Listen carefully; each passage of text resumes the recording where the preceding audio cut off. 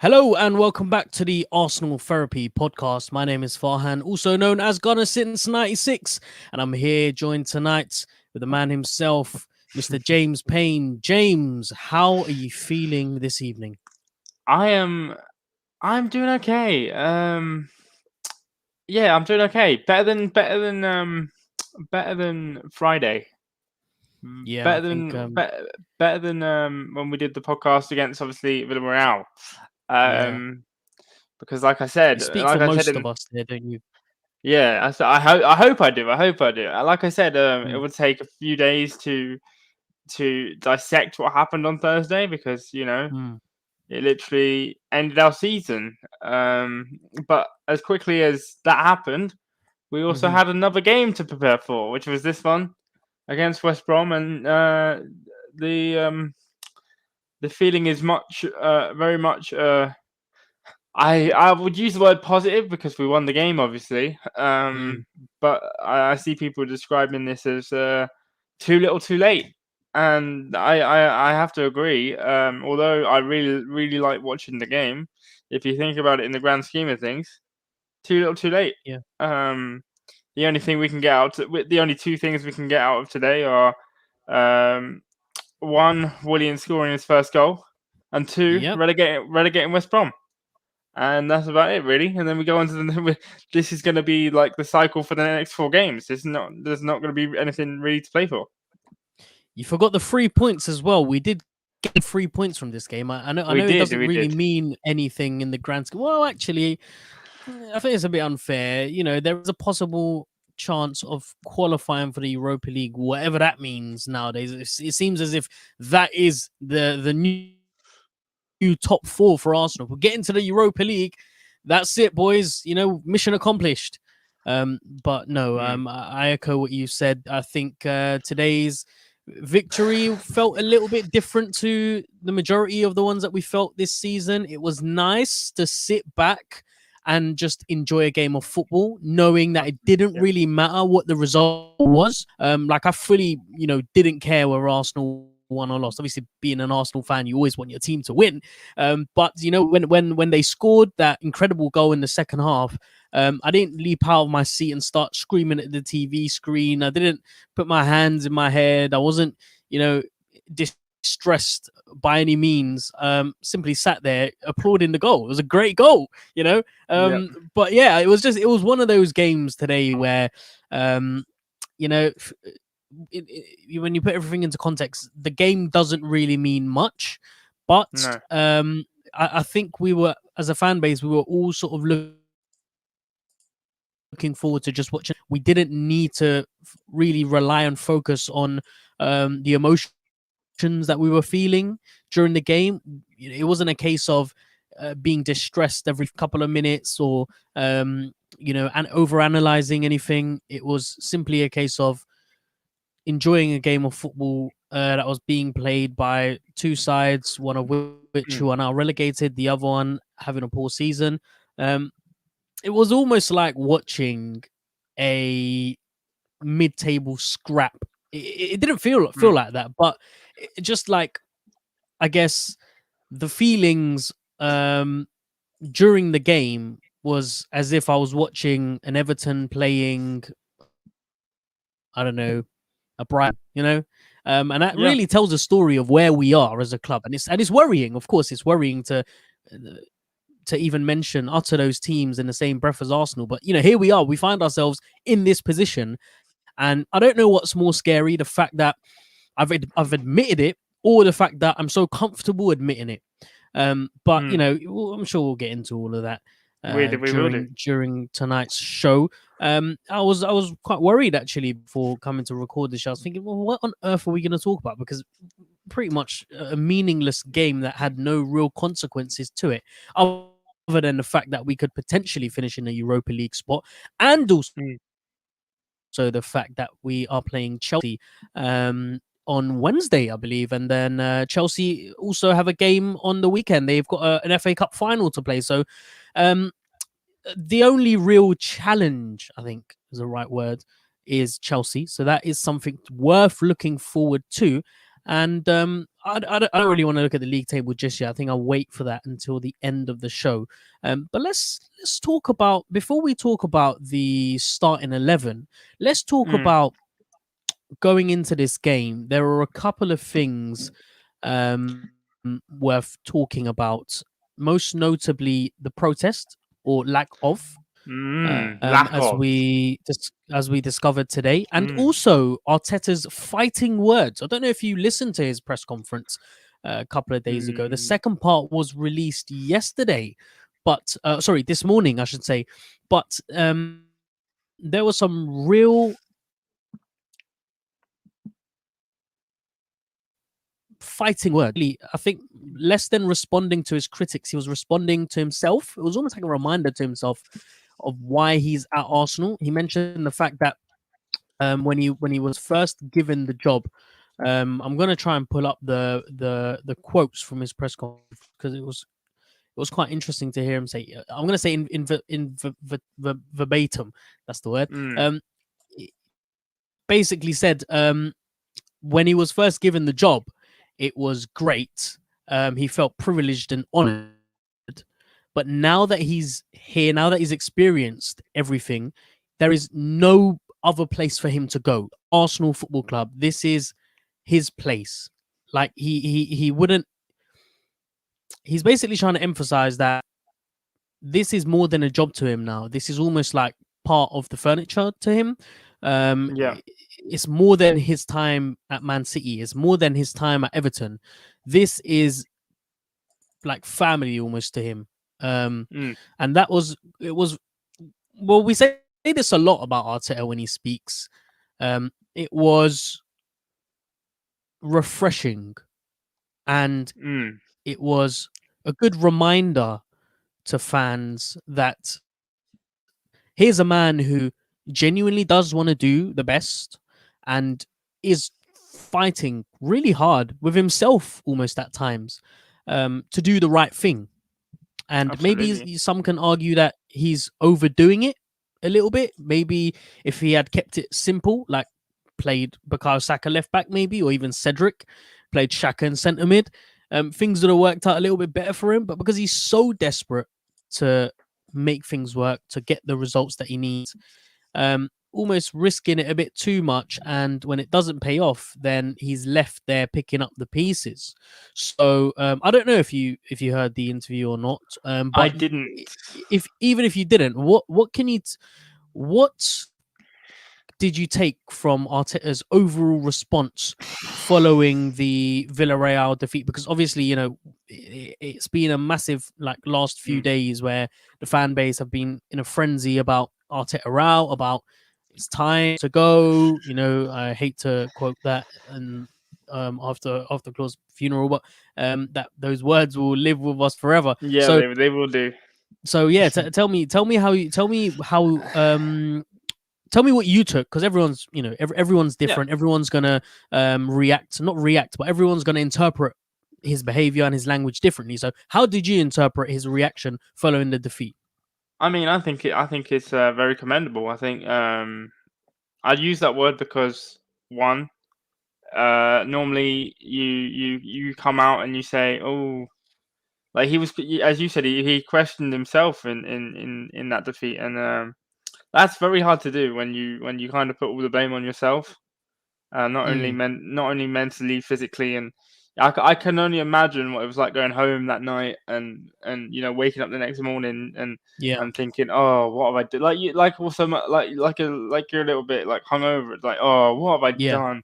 Like, you Hmm. know what I mean? Like, and I can only imagine that must be like as a manager, not only for Mikel Arteta, but for any manager in football, because like dealing with defeats like that, um, can't be good for any manager, but especially a manager like Mikel, who is very what's the word? Very meticulous in what he does. Mm, I've seen that rumor going around. Well, it's not a rumor; it's public knowledge. That he has in his house, he has tactical diagrams, and he really lives and breathes football and football management, and he really wants to, as you said, get things right and do things right. But when it goes the other way, you're there feeling a bit empty. I would imagine. because you obviously make the decisions that make the team, tick and go forward. And that obviously that didn't work out on Thursday. So today I think he showed that I'm still here. I'm gonna come out with my chest, as he said. I think he did say that in a press conference. He said, when we were going through our bad spell in December, he said, "Look, I'm out here with my chest. Hit me." So he was like, Yeah, yeah, give me your best shot. And he doesn't seem like the person that's gonna back down from this. He's obviously, I'll use this term loosely, fighting for his job, because that's maybe what he's going through right now in terms of getting things right. But yeah, I think it's, as you said, refreshing to see that he yeah. does care, and he does, it does really affect him on a day-to-day basis. Yeah, and there was obviously the press conference following the West Brom game, which I haven't had a look at yet, but I I did haven't just see a either. quick quote where he was saying, if I can put it up somewhere, um, no, I can't find it. I seem to have lost it. Well, he basically said after after the first goal, after West Brom scored their first goal and only goal, we Hmm. looked a little bit nervous, and I can agree. he, yeah, and he said that maybe we should have responded a little bit better. We should have dealt with that situation better. And I think that is a really harsh, critical sort of piece of acknowledgement from his side. This is the quote: "When we conceded the goal, we looked nervous. I think we should do better." That's ruthless, to admit Hmm. that about your squad, and it shows me that he isn't A pushover is the what type you. of coach that aid. I mean, he makes some ridiculous comments, like when he said his boys did absolutely everything against Villarreal. They were intense throughout the whole game. They were, at the top of their game, and I totally disagree with that. I think they were absolutely poor, especially in that first half. Sorry, the first leg, there was no intensity, there was no drive, there was no passion, no desire. But when he says things like this, when we conceded the goal, we look nervous, I think we should do better, it shows me that he recognizes that there are massive problems. And Hmm. but the question still remains as to why it is that these problems exist. You're the coach. I mean, if a pundit said that to me, if a pundit said there were big problems with Arsenal having conceded the first goal, they dropped their heads, they looked a bit nervous, I would have said, you know what, I agree with that pundit. I think that's a really bright bit of analysis. But when a manager makes that, it makes me question, right, you've made that analysis. It's good to see that you are a genuine coach and you are here to see the game how it is, but where's the solution in place to make sure that that doesn't happen again? And Hmm. that's the bit I struggle with Arteta, and I guess the inevitable answer is, well, he probably doesn't have the answer right now because of everything that comes with Mikel Arteta. The fact that it's his first job, etc., etc. Hmm. All the obvious stuff. So um in that respect, I think the aftermath of the Villarreal defeat is going to be a massive learning curve for him, and it's going to morph him almost into the super coach that everybody expects him to be, because without those experiences you're unlikely to figure out how to respond in certain situations. So I'm kind of glad that he went through that, especially early on in Hmm. his managerial career, because like I Yeah. said, he will be judged next season, and I'm only giving him 10 games next season. And if it doesn't Oh work out, wow. then you better believe, yeah, I mean, absolutely, look, I gave him the benefit of the doubt this season, and I still stick to my guns, and I'm someone who's, I believe, I'm very fair, and I believe I like to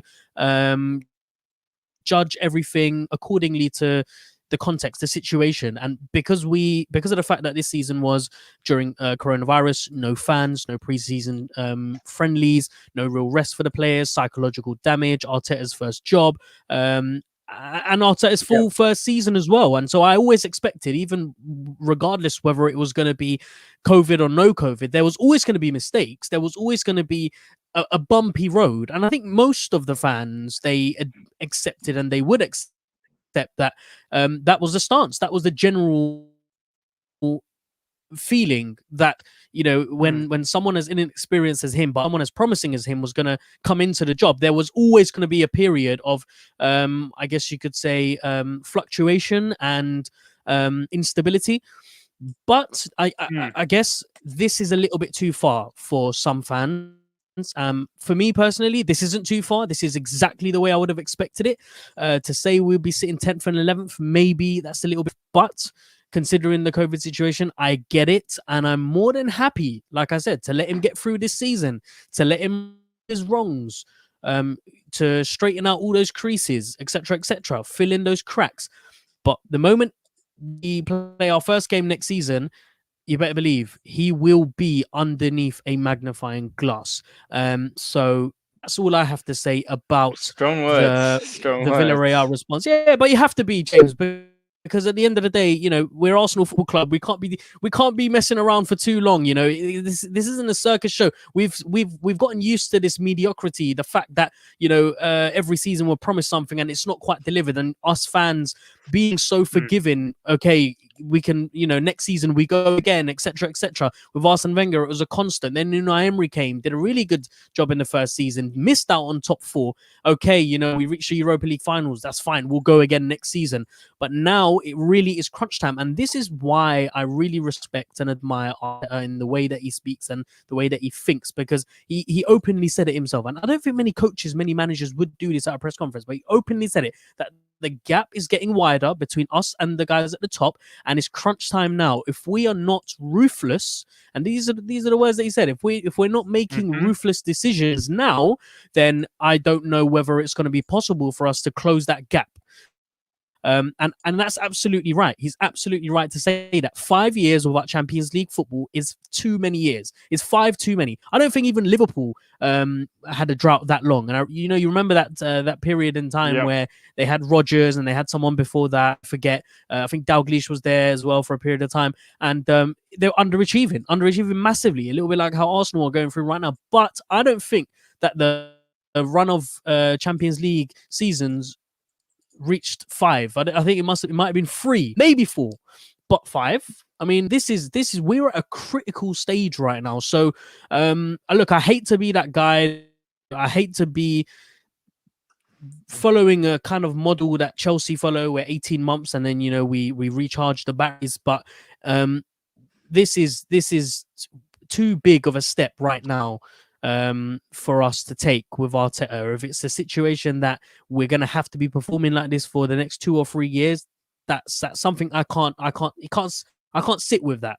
It needs to be a case where you've got one season to right all your wrongs, and he should be given a lot more time, but he's at Arsenal Football Club, so he can't. And even giving him a season, I think, is a bit, it's a long time, because you and I both know the lack of patience that the fan base have. So I think we've been fair with him, and I think he's bought himself a lot of time by winning the FA Cup, by making a couple marquee signings. But there is a long way to go, and there are many steps that need to be made in order for the club to put things right. Before we talk about the starting 11, I'm just going to quickly go through a couple of comments that I've got. So one here from Nitish that says, I can get that why he defended the players after the Villarreal loss, because when the team is down, you don't poke them at that point. It doesn't help the dressing room harmony. I totally agree with that as well. Totally agree with that. When he said that, I did get that point of view as well. And, I understand that as a coach, it's your responsibility to make sure that you are putting your arms around everyone. And I only hope that there's someone out there to put an arm around him as well, because during that press conference, my God, did he look, like totally broken. Nitish always also says that, but when you win, you can still go ahead and point the small errors, but praise them along with that. Gary says, should Arteta have the answers by next season, or do we have to wait 1 or 3 more seasons? I think I've answered that. And Nitish once again says he should have them next season, because the summer window is the main time for him to make the changes that are needed. James, how big is this summer transfer window, and how realistic is it that Arsenal can sort out the issues during this window? It's massive. You only have to look at where we are to realize that it is one, if not our biggest window in decades. Because if it goes wrong, if one signing or one area or one small little part of it goes wrong, it could derail how a whole entire season, and that may be a bit too harsh. But if we were to get a signing wrong, or if this is where you really need to back Arteta and show him that he is getting backed and he is being listened to, because if Arteta wants an Hassim Awar, for example, and go Mm. and get him, go and get Awar. Don't go and get because I know there was this thing with Partey. He didn't want Partey. He wanted the other one, or if he wants Mm. if he wants that target in that target, go and get him that target. If he wants someone else, go and get him. Go and get him that. I've heard that they're willing to give him 3 marquee signings, regardless Mhm. of player sales or anything else. So 3 marquee signings, and then I imagine we have to invest what we sell, which is same old with the Cronkies. But Mm. I really, really hope that we get this summer right. Just so you know, there's a little bit of an audio issue with but I think you're okay now. Oh, I Yeah, apologize for those of you that are that's listening if I'm going in and out. Um, okay. there wouldn't be an Arsenal therapy podcast show without technical issues. That's for sure. That's okay. So, Um, um, let me know. Yeah, let me know if there's any audio issues. But just back to the window itself. yeah. Um, your Arteta, the Mm, summer transfer window is upon you right now. mm-hmm. And you have the power to change what you want, or you have Mm-hmm. a plan that you need to bring to Stan Kroenke. For this exercise, I will be Stan Kroenke. I will be the devil himself. So Okay. you're Okay. coming to me right now, and you're Yeah. asking me everything that you need. So, James, what is it that you need? Okay, this is cool. All right, what do I need? Wow. Okay, you know what? I'm gonna, just to help me out here, I'm gonna pull up the squad, because yes, I do know them. I do know them in my head, but I think looking at them would be better.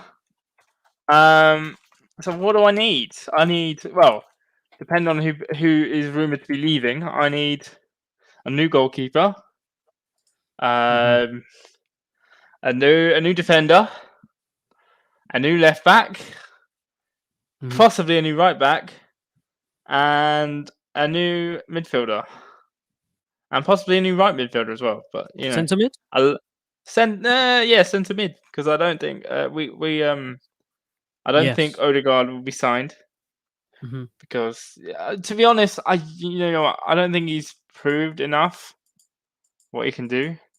I understand he only came in January, but there hasn't been, for instance, a game where I'm going, yeah. Probably the one game where I was close to that was the North London derby, because he bossed it. Mm. But that is Mm. the only game that I would think, oh yeah, we've got a player on our hands here. But for the rest of them, not really. In terms of goalkeeper, who would I bring in? I know we've been linked with Andre Onana. Onana. Hmm.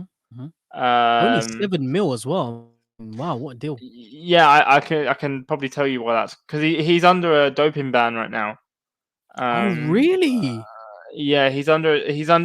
So the reason why I can guess his price is so low, he's under a doping ban right now, and he's not supposed to play football for the rest of the year. Okay. I think it was a 12-month ban, or maybe even a 2-year ban. I don't know, but he has Wow. he the crucial thing is he has an appeal Okay. of that ban, and if the appeal goes through and he's allowed to continue playing football, because I don't think the ban was very quite fair, because I think it was he had Mm. an issue, like a Okay. illness, or a thing that he was treating with some paracetamol or something like that. Mm. Um, so if that ban were to be upheld and null and void, then we'd be able to get him for £7 million. Yeah. Apart from, I've just completely lost my train of thought. Yeah, Donnarumma. I would like to see Donnarumma. I think Donnarumma is available for free this summer. He's available And for free, so he's willing to leave Milan for free. yeah, he's available for Wow. free this summer. Yeah, he's on a free transfer. Well, is there Um, anyone else that has goalkeeping issues before we start getting our hopes up high? well, By the way, Spurs. he's gonna cost a pretty penny as well in terms of signing on fees and agent fees and his wages alone as well. Because usually that's the sticky situation with free players. You end up getting them for free, but end up paying half a leg for everything else. Yeah, I think Spurs were quite interested in him. Okay, so no Um, competition really. no, yeah. So we're gonna have to see what happens with that. In terms of midfielder, Awar and Partey, or maybe we have Awar, maybe Yves Bissouma. Apparently, he put a transfer request into Brighton this morning Okay. to say that he wants to leave the club, and that will kind of push that along a bit, because when a player puts in a transfer request, it kind of escalates the process. Yeah. But other than any other position, I'm not sure. I mean, it's gonna. I know. Also, we've been linked with Hakimi. We've been linked with so many players, as normally the Arsenal. They get linked with Yeah, so many there's players. that guy from Real Betis. I forget his name. It's because I know Guido nothing about him. Rodriguez or something. Yeah, 27 years old, supposed to be quite okay. He's rated at about 40 mil. I think his release clause is 60. I can't remember. Something Jesus, ridiculous. But they paid like 6 mil or something for him.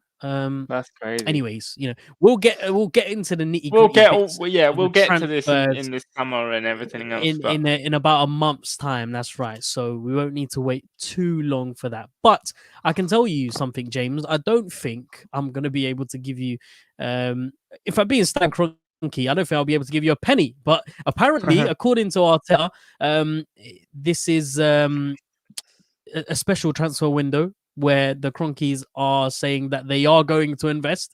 So we heard it from the horse's mouth, but how many times we heard it before? Let's see what happens. yeah, let's see. But if it is the case that if it is the case that they do invest, then potentially looking at maximum of 5 signings. And obviously, What when you you're looking at 5 signings. yeah, I'm looking at 5 signings potentially because realistically, I think Bellerin is gone. I think Lacazette is gone. I think those 2 are the certain ones. I mean, obviously you've got the other ones like your Ainsley Maitland-Niles, your potentially Joe Willock. And actually, if I was Arsenal, I'd keep Joe Willock, continue developing him and play him in sort of use him as a backup because we don't have that many backups. You've also got Guendouzi and Torreira coming back. So there are quite a few players who sell them. You could get a good pot of money. So I do see 5 signings. And yes, Gary, yes, absolutely. We do need a striker. We absolutely need a striker. Any reason not to get a new striker? Well, there are hundreds of reasons why we should get a striker. I don't think there are any to say we shouldn't, other than the fact that Balogun has just signed a new deal. And if you're to believe that Balogun is going to be the next Thierry Henry, then I guess you could make a case for that. But that is yet to be proven. We saw Martinelli today, how much he struggled. We're going to talk about him. But we can keep both Oba and Laka. Can we? Can't pay Laka and can't let him walk for free, right? Yes, the last thing that I want is for Lacazette to walk for free. So I think sell him in the summer for however much you can get, whether that be 20, 25 mil. I think 25 mil might be generous. 20 mil seems like a more appropriate figure for someone of his age, someone of his sort of career trajectory right now. Likes me as the type of player who is really beginning to hit form in his latter years, a little bit like Giroud and Cavani, etc. So, who knows? If he continues the way that he is in the last few games, scores a few goals, Who knows? Who knows what could happen? But yes, I can definitely see a backup as a right back being very important for us. Whether he stays or goes, that's also another question. But with Saliba coming back and Mavropanos, and then you've also got Holding, Mari, Chambers, who could potentially play in that position as well. It's difficult to see the club signing another experienced centre back. But anyway, a right back is Mavropanos crucial. isn't coming back, by the way. Oh, he's not coming back. Apparently not. Apparently he is Okay. because Sven Mislintat has already been in touch with Arsenal to extend his loan or do something. So I'm not sure about him, but everyone else, I don't know. Okay, fine.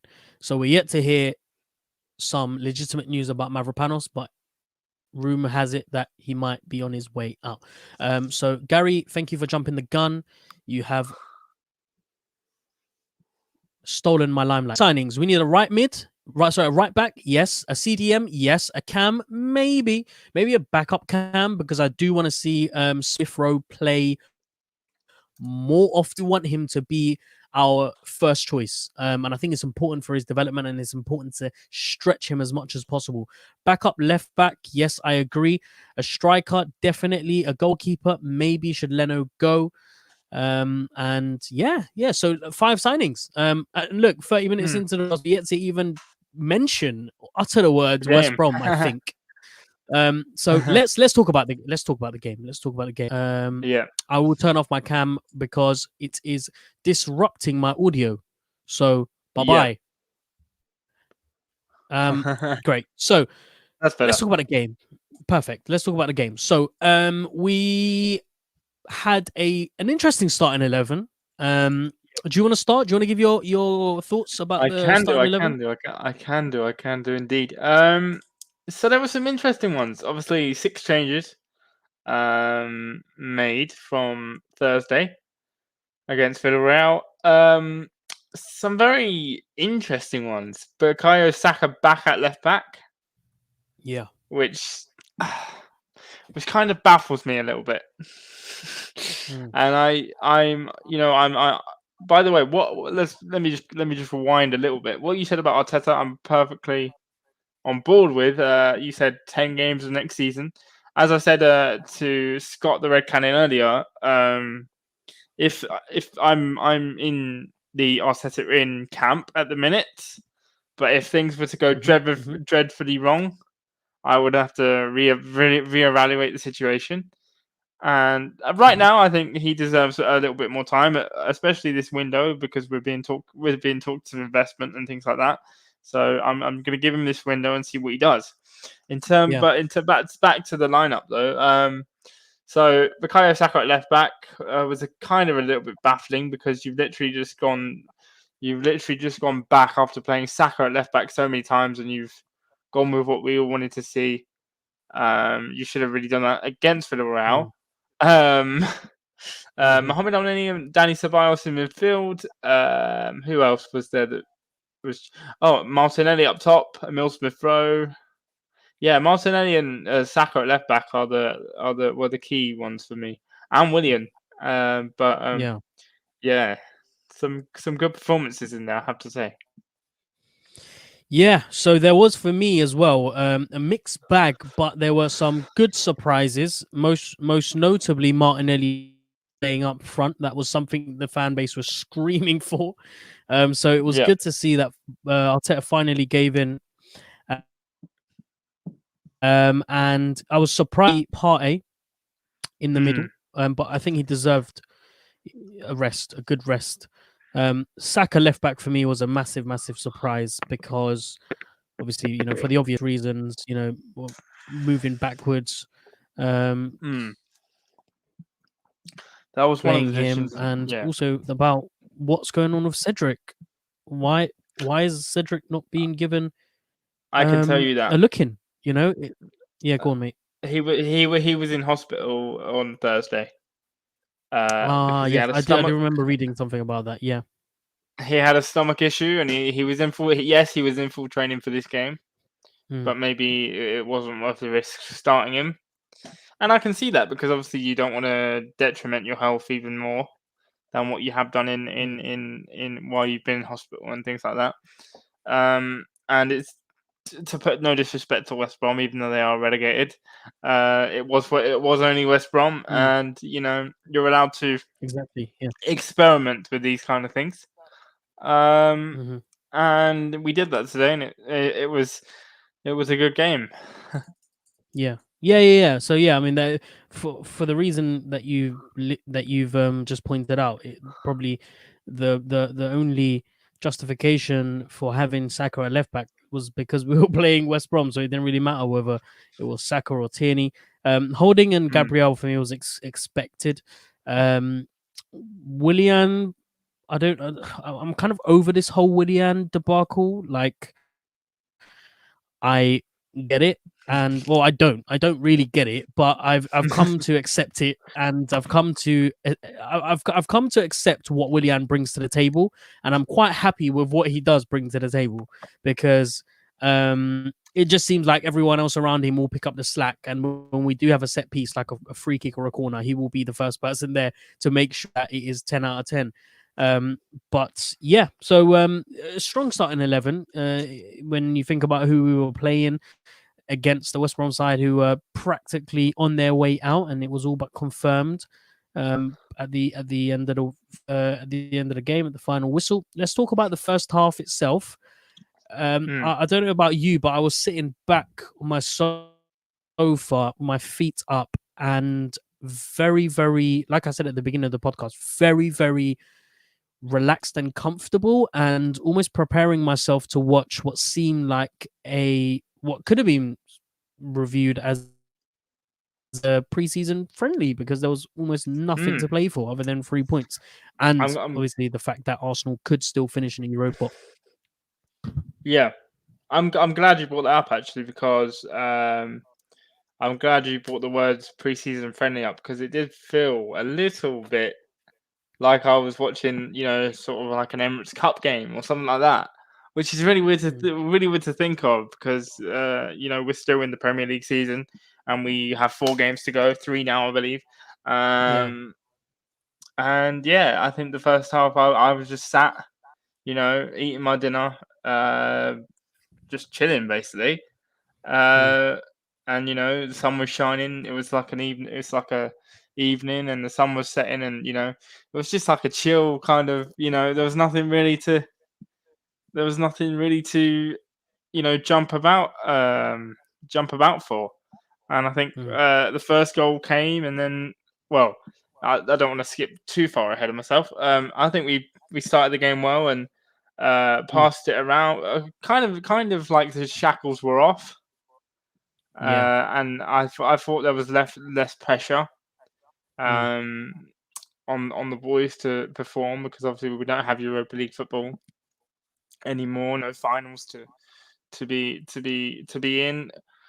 As sad as that may seem, Mm. and I felt like we played okay. I think we played better than we have done for a long time. It was our first win since the North London derby at home, so Yeah, which is it's almost been months ago. It's I think it's 2 months ago now, Hmm. which is staggering. Um, Mm. let's not beat around the bush. Hasn't been the greatest season. Um, hasn't been the greatest season at home. Well, hasn't been the greatest season overall, but yeah, I think today we were okay in the game. Yeah, I certainly felt like the first 10 minutes it was quite nervy. I got the impression that Arsenal were. I don't know.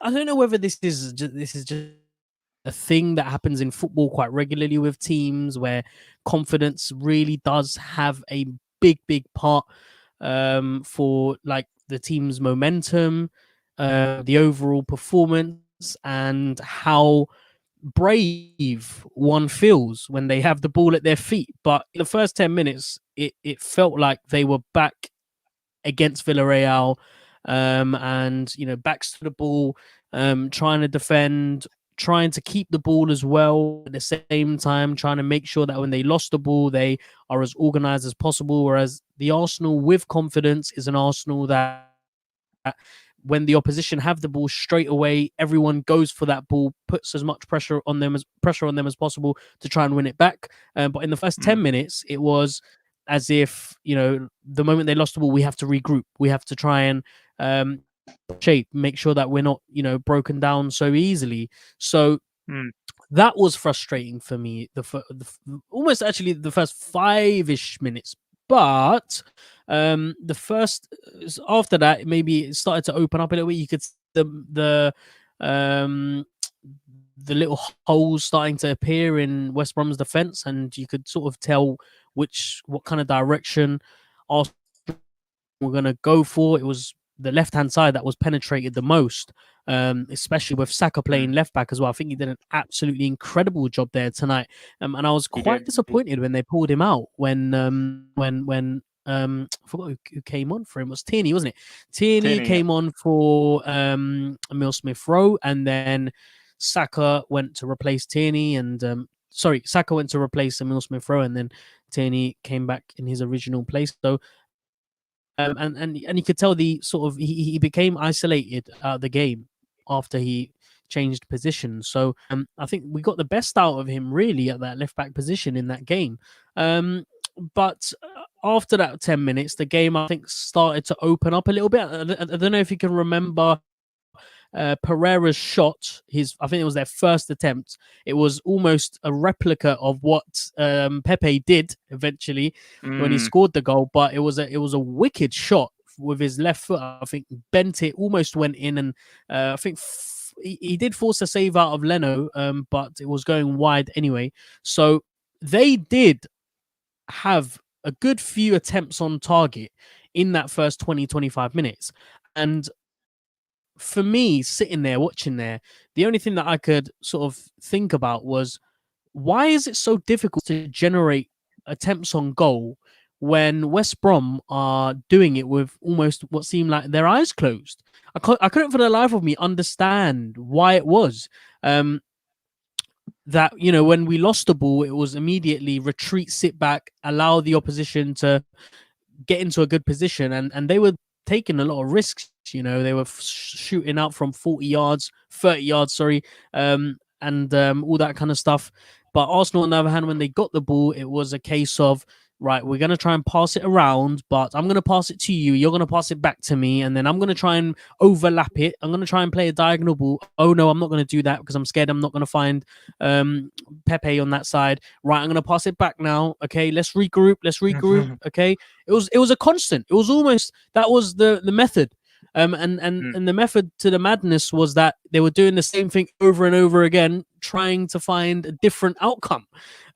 So that was really frustrating for me. But where would you say did you first notice that we started to come out of our shell? Was it after the first goal, or was it because somebody somewhere was doing something right? Because I can name you a few situations where we were being bold, and it involved a couple of players doing the right things and taking that sort of risk. Yeah, I would agree with you. I think one of the players that I would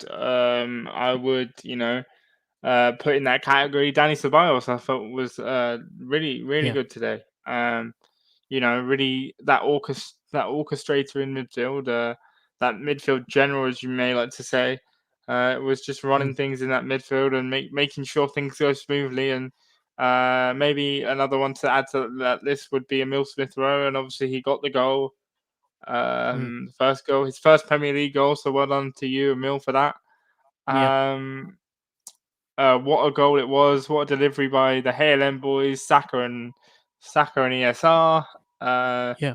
on the volley, and a great finish. But yeah, I think after the first goal, I think, as you said, things started to really open up, and so much so where Pepe was able to release one of the best goals I've probably seen this season.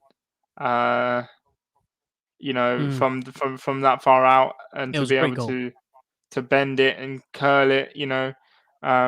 I've been a big admirer of Pepe, and I really do feel sorry for him with the fee that has been put on him, because I don't think Yeah. that's helped. I don't think that has Mm. helped his development because oh, a 72 million pound player, you're not really worth that. Yeah. People saying, oh, you're not really worth that, and Mm. he probably looked at the Raul Sanllehi situation and gone, "Oh, wow, maybe I'm not worth that, and maybe that knocks his Mm. confidence because if you come in worth 72 million pounds, you must be doing something right. But to think Mm. that you might be not worth that might knock your confidence a little bit. But yeah, I think he did pretty well today. Got the goal, brilliant finish. And yeah, I think that first half was pretty good. Yeah, so that first goal in itself would basically summarize everything that I felt about that first half, which was it started off with I think it was Ceballos and El Neni, and then Emil Smith Rowe, and then back to Pepe, and then back to Willian. It was just a constant of trying to find our way around West Brom. And I'll say that for everyone listening, I'll let this sink in. We were trying to find our way around West Brom. Which is struggling to I struggle to understand why it's so difficult to break down a team who, let's be honest, aren't that great at attacking. Only rely on two players to get them out of situations, which is Matheus Pereira and Callum Robinson. So I couldn't for the life of me understand why we were making them look so solid and so organized when it wasn't the case. But eventually, the two players that unlocked that situation was Dani Ceballos and Bukayo Saka. Ceballos, I think he did it twice previously before the time that we scored, but he had a real eye today. Dani Ceballos, and I've always praised him for his technical abilities. I think his ball playing abilities are really, really good. It's when he doesn't have the ball and the little bits of madness that comes with him that confuse me and that conflict my opinions about him as well. Because on the ball, when he's often when he's running with the ball, or when he's pinging a 30-yard pass, or where he's putting an eye of the needle kind of pass in between two defenders like he did for Saka, they're great. It's amazing. It's brilliant. That's what we want. But I think the harsh reality is that Dani Ceballos doesn't suit the Premier League, and the Premier League doesn't suit Dani Ceballos. It's not somewhere he's going to flourish. It's somewhere where we might see glimpses of brilliance. And I caution this same sort of conclusion on Odegaard. And I say that with a bit of reluctancy because I know that Odegaard is still quite very young and he still has a lot of time to develop into a Premier League type player. But the kind of style of footballer they both are and come from, and the way that they like to play with the ball is very almost anti-Premier League. It's quite you need to play at a slow pace, and you need to almost play with alongside very cautiously over analytical players, whereas the Premier League is very bullish, very quick, very rapid. You need to think on your feet. You'll get swiped off in an instant, swiped off your feet in an instant. So it's difficult to really rely on someone like Odegaard in that respect. But certainly with Dani Ceballos, I think we can safely say that the ship has sailed. That one is, that chapter is now closed. But he had a great game today. It was a great ball to be played into Bukayo Saka, and equally a lovely ball. And he was putting those balls in throughout that game all day long. And for me, right now, I'm a bit frustrated that nobody tried to get at the end of those balls. And I think this has been a constant theme for us because Arsenal's only attacking outlet is down the flanks, is making sure that our wingers are channeling those balls down the wings. So whether it be on the right or the left, it's trying to get down to the byline and either cut in and then play a ball across the face of goal, or put in a cross. Now, oftentimes, if it's not Bukayo Saka, if it's someone else, then it will be a high cross, in which case it's useless. But when it's a low-driven cross, a pacey one, going across the face of goal, just outside of this box, it's very, very effective, but only when players can get a foot to it. And too many times I've seen it this season that we haven't taken advantage of these types of situations, and it almost cost us when they got the first goal and they had a bit of momentum on their side. But certainly that first goal, it was a brilliant ball across the face of goal, and who better than Emil Smith Rowe to get a lovely, I think tap in is to overlook the technical side of the goal. It was greatly slotted into the back of the net. It was a good shot. I think it was a volley, wasn't it? Yeah. So yeah, and like I said, like you said, first goal, first Premier League goal for him. Chuffed for him because I think he's had an excellent season. I think he deserves all the praise that he gets. So yeah, well done him. And that sort of opened up the floodgates, didn't it? Because then we started to see almost a brilliant Arsenal side knocking the ball around really fast with some great tempo, really good movement as well. Really a bright spell as well after the goal where we had a lot of possession and we started to dominate the game a little bit more. And West Brom started to look a little bit more frightened of us, and I miss that. I really do miss teams being afraid of us, and I don't think we experienced much of that this season or for the last couple of seasons. Once upon a time, Arsenal used to rock up at the Emirates or anywhere else, for that matter, and teams would be quite scared, and teams would set up in a sort of in a defensive shape, hoping to counter attack and nick a point off us or get all free at the end. So it was nice to see that West Brom were a little bit cautious after that first goal. We didn't need to wait very long for the second goal. Second goal for me was just genius, was just pure brilliance. And he absolutely deserved it because we have known ever since, before coming to Arsenal, that left foot of his is deadly, and we've seen it on countless YouTube clips. The goals that he was scoring for Lille, his trademark move, cut into his left foot and whip it in, and he did that, absolutely brilliantly. Pepe as well, and that goal came from absolutely nothing. It wasn't that created it. And 2-0, you're thinking, we're going to be really comfortable going into the second half. But I want to talk about someone really quickly before we move on to the second half, and that is Martinelli. He had a very underwhelming performance in the first half, whilst everyone else was almost like outshining him or sort of overshadowing the fact that he was on the pitch. Saka had an excellent first half. So did Emil Smith Rowe, Ceballos as well. Who else was there? There was Callum Chambers was really good as well. I have to say, really impressed with him. Aside from him, Saka, Emil Smith Rowe, and Ceballos, there was no one else that really caught my eye. And so I wonder why it was that Martinelli was kept so quiet, or why it wasn't working out for him. I don't. Yeah, as you said, I don't think he had the greatest of games in the first half. I think he had one chance. I remember where he could have gone through and maybe been on goal. But apart from that, there was nothing really. As you said, he was kind of being outshone by the other players doing a great job. The likes of your Emil Rowe, Bukayo Saka, Pepe, for example, and. He wasn't really getting the rub of the green, so to speak, in that first half, but which is kind of underwhelming considering we've been asking for him to play these games and to start these games. And when you do want to start these games, you want to put in a good performance in every single half you play. But unfortunately, he wasn't able to live up to that, certainly in the first half. Yeah, I very much get the impression that he's not ready yet to play as a sole striker by himself.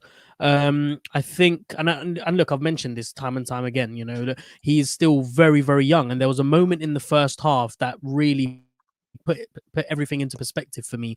It was when Bukayo Saka put in a really good ball. No one got the end of it. It fizzed past Martinelli and Emil Smith Rowe as well. And I could just see Saka mouthing to Gabby, you need to move. Yeah. Otherwise, you're not going to get the ball. And it showed me how far he's still got to go. He's not there yet. And I think as a fan base, we need to sort of back off a little bit and ease off and allow him to just develop and enjoy the game. Because if he's not going to enjoy it, the chances are that he's gonna falter and he's gonna hit a brick wall. He's gonna start questioning himself, his own abilities, and only God knows how many players have been ruined because of that. So I felt for him. I said this to you, last week. I think that Yeah, Martinelli is ready to be challenged, but I think that he should be still developing his game on the left hand side so that his footballing IQ can, once he's developed it on that side, once he knows, because some of his first touches today were quite questionable. He was getting into some really good areas, but like I said, it was those the moments where he gets the ball, not being able to take that first touch right, not being able to shift the ball onto his better side quick enough. But that will come. There's no doubt, and this isn't a criticism of Martinelli. This is almost a what's the word when someone, it's a reassurance. constructive. Yeah, Yeah, constructive, and I yeah, just want to reassure a reassuring sort of statement that he will come good, but it it will take time. the process needs to be with Martinelli. Yeah, I agree. You can't expect too much of him because he's only a young player. He's gonna have these games where he's not necessarily tearing down trees, so to speak. And you just gotta stick with him. Yeah, yeah. He didn't get the chance to really stay on for too long in the second half, and it's probably a good segue to get into the second half. But yeah, he was taken off at 55 minutes, which I thought was really quite unfortunate.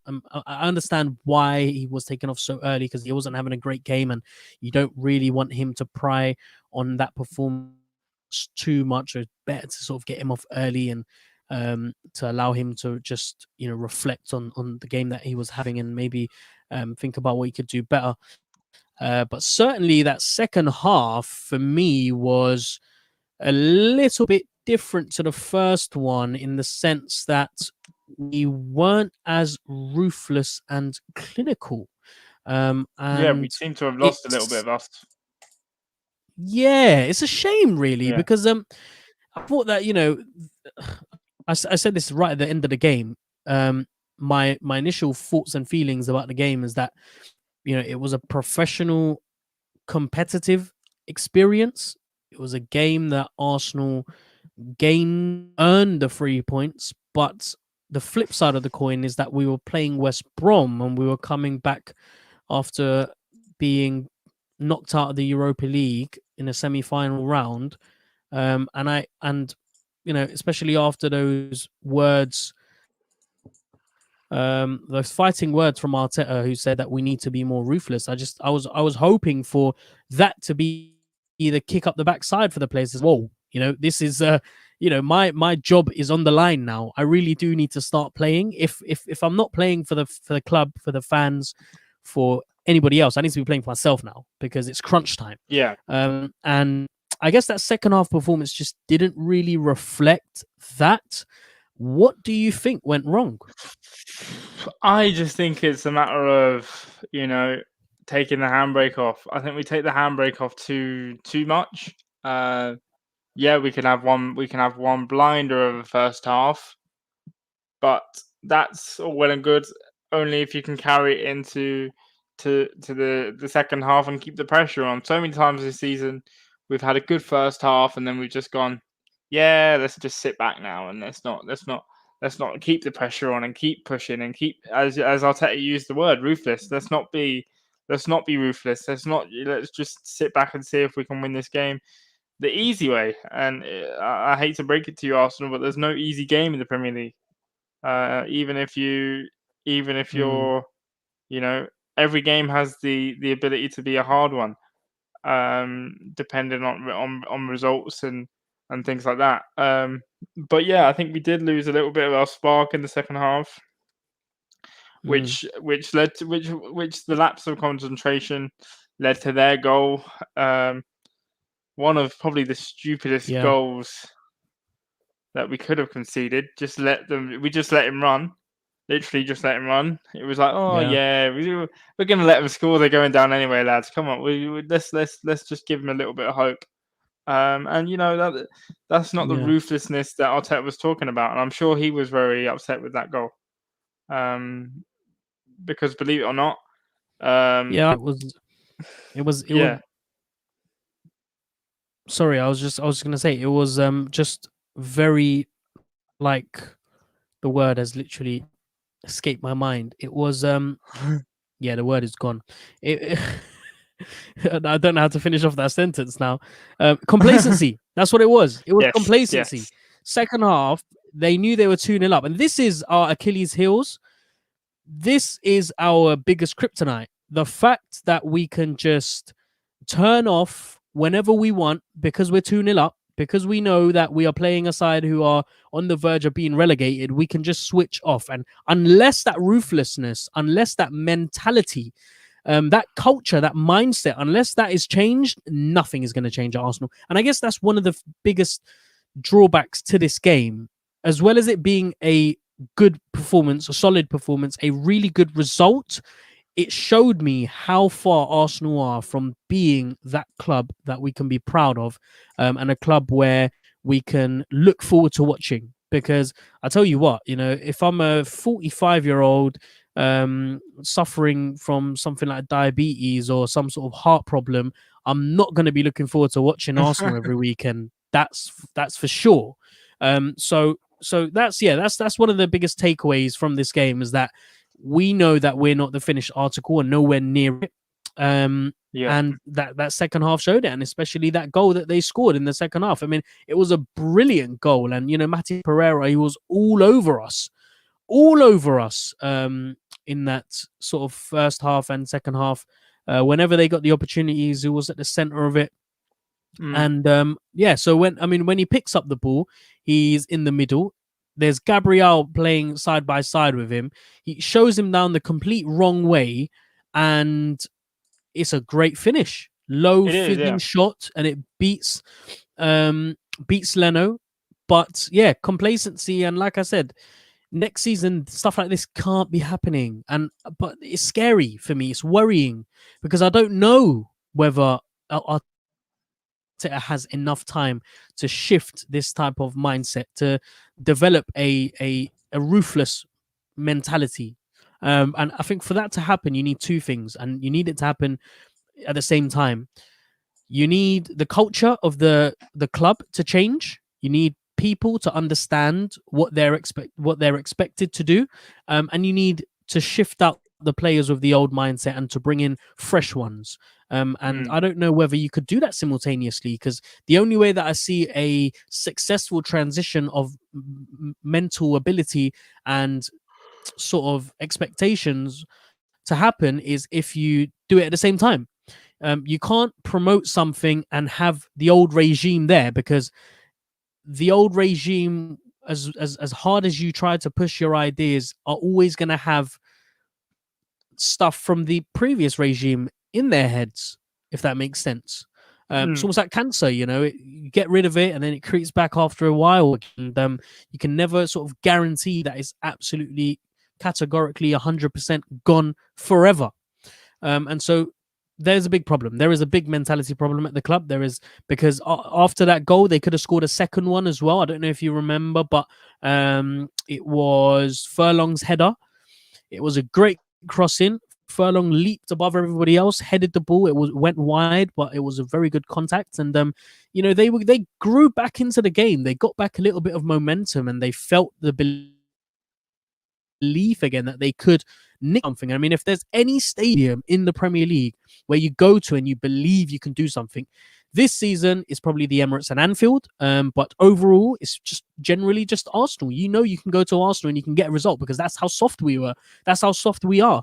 And so, that was worrying for me. 75 minutes gone, and the dynamics of the game slightly changing, heads falling down, and just trying to desperately keep the lead. And do you think, had we not have got that third goal, that either West Brom would have got an equaliser or it would have been very, very tight? I think we make it harder for ourselves. Obviously, they got that goal in the second half, and I thought, whoa. Then we were in such control in the first half, and it was just a complete contrast. And when they get that goal, West Brom, I was like, ooh, here we go again. Then a nervy 10 or 15 minutes to go, and then there was a part of me. I remember that chance now actually that they had a Furlong's header they had, and I thought, oh, not this again, please. But it's good that we did get that third goal for many reasons. One, because Willian has finally got off the mark. Great that you've shown up now. Great that you've shown up now. 3 games towards the end of the season, but I won't hold that against you too much. I know some people will, but what's done is done. He will go probably at the end of the season to an MLS club. It's been rumored.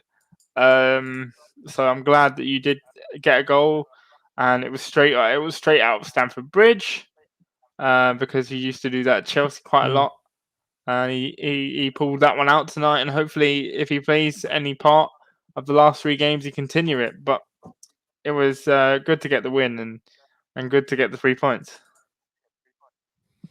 Yeah, it was a great free kick. It was really, really nice. And every time we get free kick in that area, I'm always looking on the pitch to see whether we have Ian on, because it seems like the only man who's capable of hitting free kicks as sweetly as he does is Willian. Pepe, whenever he gets a corner, either too high, too close to the near post, or a massive flop. But Willian, for me, I have to say, as bad as he's been for us, and as frustrating as it's been watching him play, one of the only things that you can't fault him on is his set piece abilities. He's brilliant at doing that. Brilliant at pinging balls across the pitch as well. So yeah, I was glad to see his name on the team, on the score sheet. Sorry, but I'm hoping that if Arsenal and if Arteta are really going to be quote unquote ruthless, then he's one of the players that needs to be moved on ASAP. But look, overall thoughts on the game. I think I've banged on about it enough. It was good performance, good 3 points. But ultimately, I didn't see enough to show me that we've crossed the bridge. I think I think we will only have crossed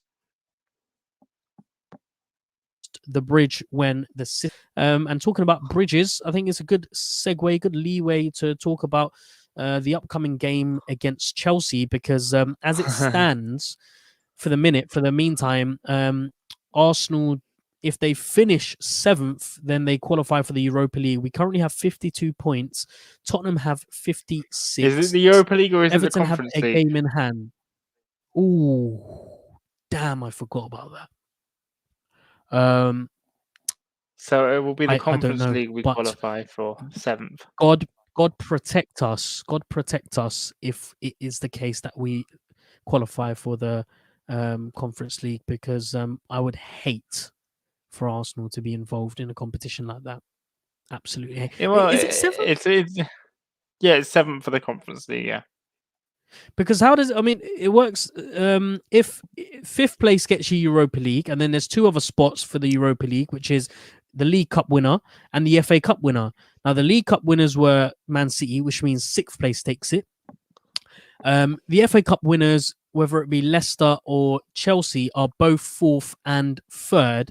So if Leicester and Chelsea finish in the Champions League spot, then surely 7th place gets the 3rd and final Europa League spot, and then 8th would get the conference. Yeah, I think you might be right there, but either way, we have the chance of qualifying for both. But it's just whether we can sustain that level of playing, which will be interesting to see. Yeah, because Tottenham have Everton have a game in hand. So do Liverpool. So we're banking on Tottenham, Everton, Liverpool to lose 2 games. Tottenham have Wolves next. Wolves, Aston Villa, and Leicester. I think those are their last 3 games. And then Everton still have 4 games left. They have Aston Villa, Sheffield United, Wolves, and then Man City at the end of the season. So they've pretty much secured their spot. So look, I think it's worthless, pointless talking about whether Arsenal will finish in the Europa League spot or not, because regardless, it doesn't change anything. It doesn't change the fact that we are mid-table, that we would have finished mid-table. It hasn't changed the fact that we go another season without Champions League football, another season without a trophy, and another season without a final. And yeah, granted, I get it. We've just won an FA Cup last season, but guess what? Arsenal should be winning a trophy every season. So I don't take that as an excuse, shoddy excuse, I should say as well. So I think it's safe to say that we didn't really gain much from this game, other than the fact we were privileged enough to watch an entertaining game of football. But let's talk about very quickly the thing that was meant to happen before the game, which was the protest. Just on that, I don't know. Because I obviously you've seen all the things on Twitter for the build up and everything like that. But when 5 o'clock rolled around, I saw absolutely nothing. No build up, no one outside the stadium, no videos, no atmosphere, nothing. And I was wondering what the hell was going on. I thought we were supposed to have a protest, but I saw nothing. I don't know if you can shed some light, or if you even went to the protest, because I'm not even sure. Yeah. I saw anyone. Unfortunately, I can't shed any light because for one, I wasn't there. No, I was at the marketplace and I left at 6, and at that point it felt a bit pointless to go there, because I was afraid that because of the amount of people there, I weren't able to find any parking spaces available or get through to the actual protest area, because the police seem to always lock it off an hour after it begins. So and to my surprise, upon going on social media, just before the game started, I saw a video by one of the Arsenal influencers, forgot his name, but he was walking around and just showing how deserted and empty it was. And I couldn't believe it. I couldn't for the life of me understand what had happened. Is this it? Is this what we have amounted to now? A soft fan base that are only able to pick themselves up when everyone else is with us. Can we not do anything ourselves? Is it a case that the footballing community need to give us a little boost up before we start to gather people around and actually host a proper protest? Because the first one was absolutely brilliant, and that sparked, whether you like it or not, that sparked the takeover talks. Daniel X saw what was going on at the Emirates and decided to put that tweet out. He might have had conversations before. It might have been something that he's been thinking about for a long time. But I strongly believe that watching that protest, seeing the passion, fans tipped him over the edge and made his mind up for him. And so when someone like him and other potential investors, because guess what? In order for this takeover to be complete, there are going to have to be more than one name in the hat. There is going to have to be at least 2 or 3 different parties in order to really press the Cronkies and, cause this big kerfuffle, this big sort of hoo-ha. This media frenzy. It has to be created. But if we see a situation like we did today, then what's the point? Like, do you think someone else, any other investor is going to look at that and be like, that's a club that I want to invest in?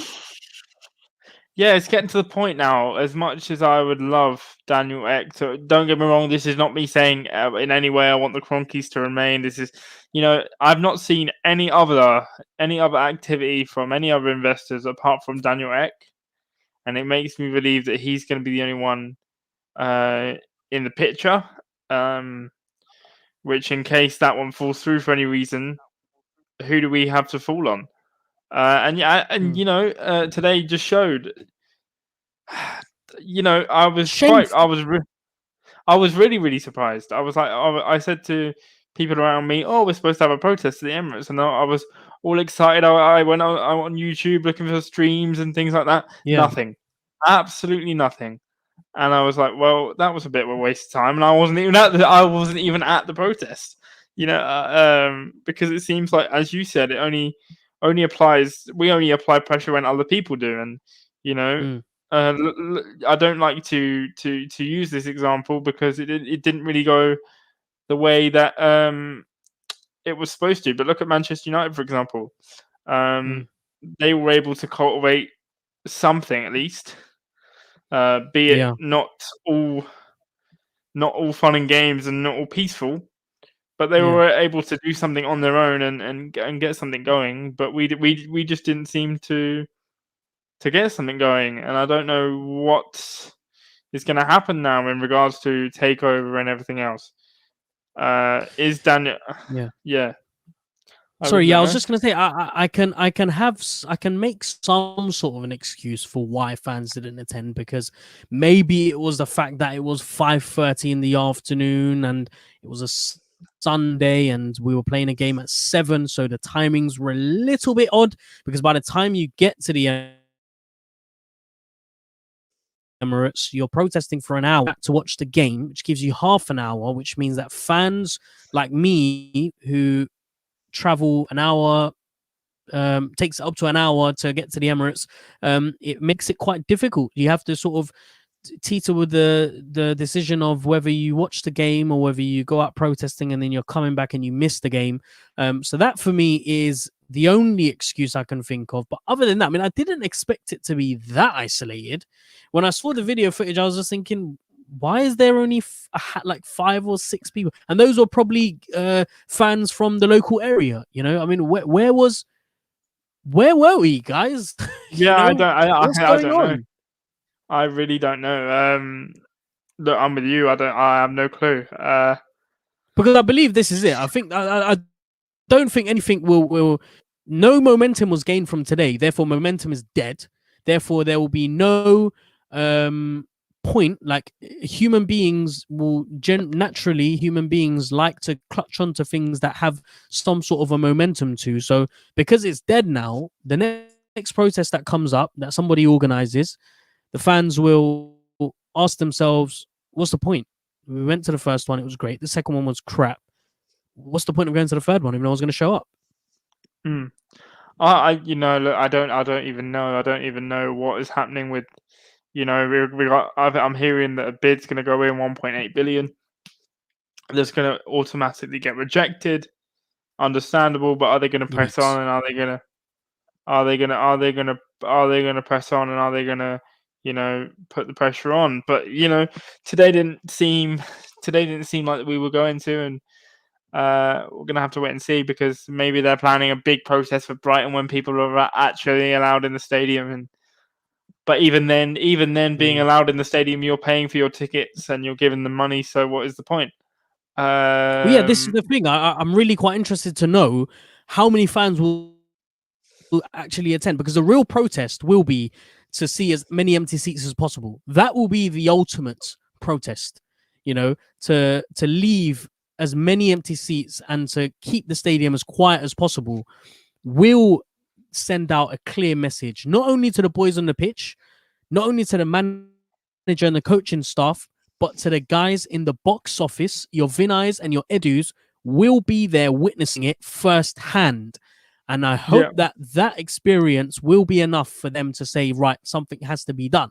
But if we get fans going to the game against Brighton, then it almost papers over all the cracks and justifies all the decisions that have been made, all the results that we've gained, and all the points we've lost.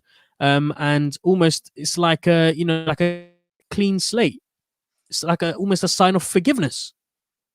yeah. I mean, it's a sign of, you know, as you said, forgiveness, and people aren't going to forgive. Some people aren't going to forgive that, but look, we're going to have to just see what happens. Whether there's any more protests in the week. Wednesday, I think. Well, it's at Stamford Bridge, so I don't think there will be much.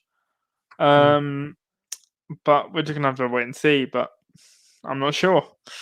I'm kind of at a loss, like yeah. you are, to explain why there was not so many people there.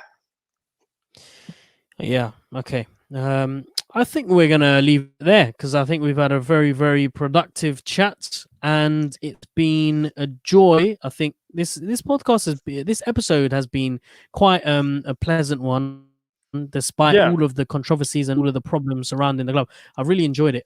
So thank you, mate. Thanks thank for you for coming on, thank. and thanks for having a No good chin worries. wag with me. And thank you everyone for listening. I know we've had some few audio issues. I apologize about that, but like I said, there wouldn't be a podcast without any issues. So get used to it, and I'll try and sort these problems out when I can. Yeah, But yeah, no thank you very worries, much mate. for all the continued support. I hope you enjoyed the episode. If you have, please do give us a 5-star review. It does go a long way. Let us know what you thought about the podcast episode. Let us know with your thoughts as well. Anything that you agree, disagree, or anything that you want to add. And find me on Twitter at Gunner since 96. You can find James at James Payne AFC. You can also find me on YouTube at Gunner since 96 as well if you want to find more content, more Arsenal content that I release on a regular basis. But I'm going to leave it there. I'll be back again. Me and James will be back again very soon in 3 days' time when we play Chelsea. 3 days time. That's right. Yeah. Till then, stay home, stay safe, and enjoy the rest of your day. Thank you very much. Bye bye. Cheers, guys. Cheers.